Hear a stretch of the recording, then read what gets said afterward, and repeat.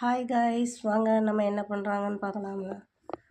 கிச்சனில் வந்து இடியப்பம் போட போகிறாங்க போல இருக்குது. இடியப்பம் போடுறதுக்காண்டி மாவு ரெடி பண்ணிக்கிட்டு இருக்காங்கங்க.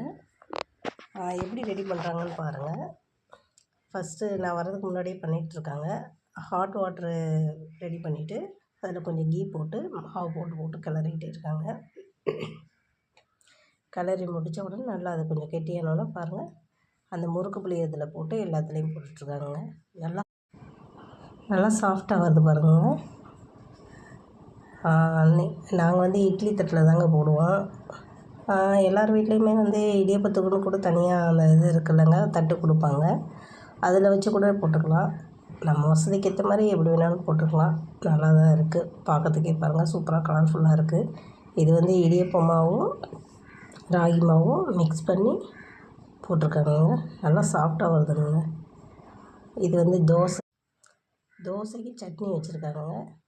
நீங்கள் இடியப்பத்துக்கு பால் ஊற்றி சாப்பிட்டாலும் ஓகேங்க, இல்லை தேங்காய் துருவி போட்டு சீனி போட்டு சாப்பிட்டாலும் நல்லாயிருக்கும்.